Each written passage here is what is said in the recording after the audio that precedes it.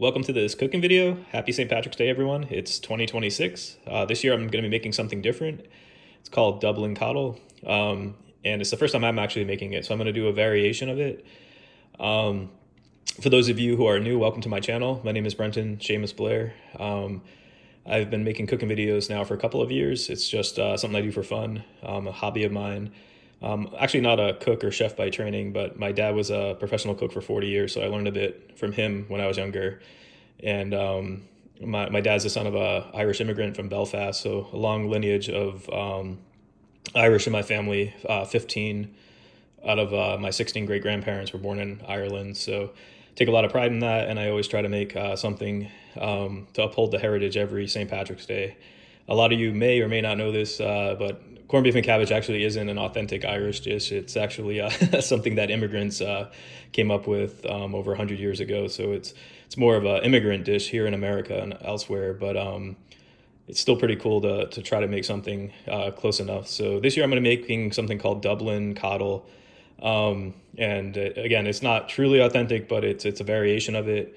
And I'm going to be using these sausages over here. These are American knockoff of Banger sausages. It's all I could find. I had to drive I think I drove an hour round trip. I probably spent like $15 worth of gas. I mean, I am in California and everything's inflated, but this was the best I could find. I was debating trying to get something imported, but then have to worry about, it's just everything's crazy expensive right now. Thick bacon here. In Ireland, they use a different cut of bacon. I couldn't find it, but this is some thick bacon I'm going to be using here. Between the two of them, we got about 3 pounds of meat. We got a little bit of butter. I'll be using about a stick of that. Leeks, thyme, parsnip. This is not typically used, but some people will add carrot. I prefer parsnip, so I'm going to add some of that in. Definitely going to use some onions. I got, 3 yellow shallots. Again, this is not truly authentic, but I just like the taste of shallot, so I'm going to mix those in. And of course, Irish dish, you're always going to have potatoes. I go with gold potatoes. I'll peel those in a bit, and gonna need some stock. So I have chicken broth here. You can use whatever type of stock you prefer, but usually chicken stock is the one to go with. Gonna be cooking it in a Dutch oven. Let's get started. I'm gonna start to prep the ingredients.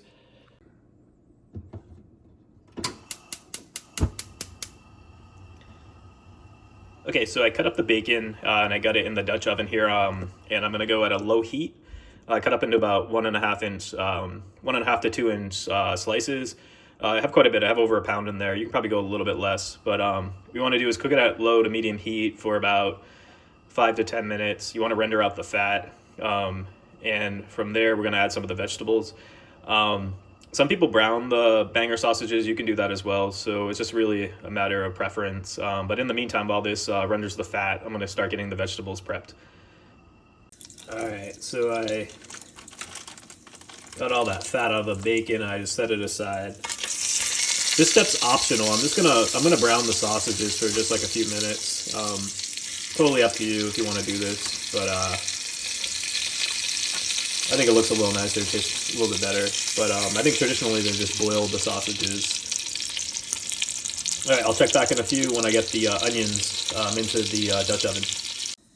Alright, so I think this is the most amount of onions I've ever cut in my life. It's probably 4 or 5 pounds of onions. I'm just going to put that in at a medium heat, and I'm going to cook it down, and I'm going to caramelize it with, put a little butter in. I mean, the bacon fat is definitely going to help, but I'm going to add probably about a stick of butter.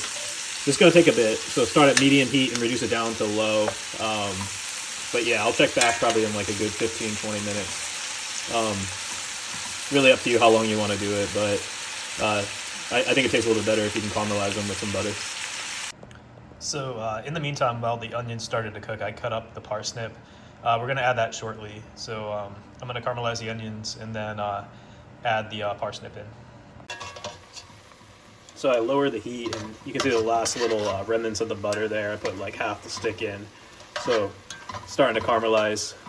These smell really good. I'm going to do this a few iterations. I'm going to add more butter, but I'm going to keep stirring it around for probably a good 10-15 minutes or so. Again, this is optional. You don't have to overdo it, but I just think it tastes a little bit better if you do it this way. All right, I'm going to do this incrementally. And the heat's going to be lower when I'm doing this. And when I have breaks in between, I'm gonna start prepping the potatoes. I'm gonna peel the potatoes and slice those up. All right, I'll check back in a little bit. So a lot of times when I add the butter with the onions, I'll add some sugar in. For this recipe, I definitely don't think it needs sugar, but if you watch my other cooking videos, you know I tend to like apple cider vinegar. This is completely optional. Make sure you do like apple cider vinegar if you're gonna do this, but I'm just gonna add a little bit of this to the onions. Just gonna got that splash in there, I'm gonna mix it in. And we're pretty much done with the onions. The next thing we're gonna do is we're gonna add the parsnip in.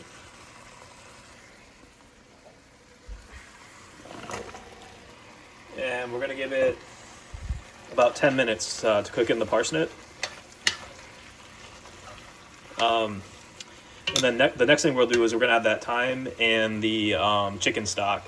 And then pretty much we're ready at that point to add the potatoes. So getting a little bit ahead of myself, but yeah, at this point you just wanna make sure you have the potatoes prepped. You wanna slice those up, and we're gonna add those shortly. Okay, now that the parsnip has cooked in a bit, I'm adding a few sprigs of thyme, and I'm going to add some of the chicken stock.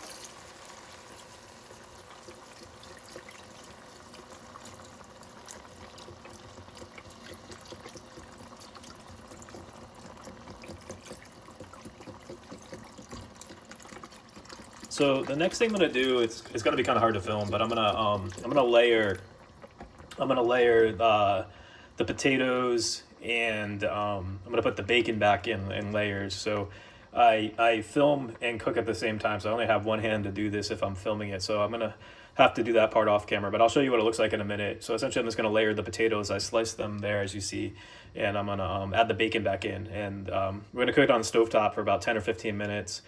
And then right before we put this in the oven, we're gonna add the banger sausages on top. So now's a good time to preheat your oven if you haven't already.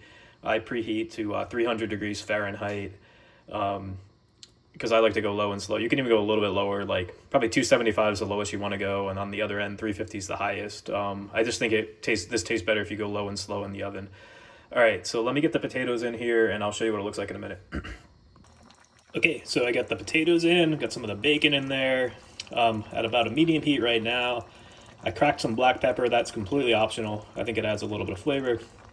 I very rarely add salt to this, or most of my dishes I don't really add salt to the very end if it's necessary. I usually test it out and see how it came out. But I don't think this needs salt. It has bacon, it has a lot of, the chicken stock. There's a lot of things that probably already have salt in it depending on how you bought it or what you bought. So just use that at your own discretion. All right, I'm gonna give it about 10 minutes. We'll put the sausages on top, and then we'll put the lid on the Dutch oven, and we'll get it into the actual oven. Let me see. Yeah, 300 degrees Fahrenheit, so I'll show you that in a few minutes. Okay, I just added the banger sausages back on top. I'm going to put the lid on the Dutch oven, and I'm going to put it in the oven. And I'm going to have it in the oven for about 2 hours. I think the last half hour or so I'll take the lid off. But yeah, I'm going to get it over in the oven right now. Okay, I'm putting it in the oven now. I will check back in about an hour, and at that point I'll probably take the lid off as I finish up.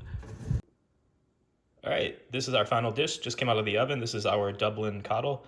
Hope you guys enjoyed this cooking video. Please feel free to like and subscribe to my channel, and I hope everyone has a great St. Patrick's Day.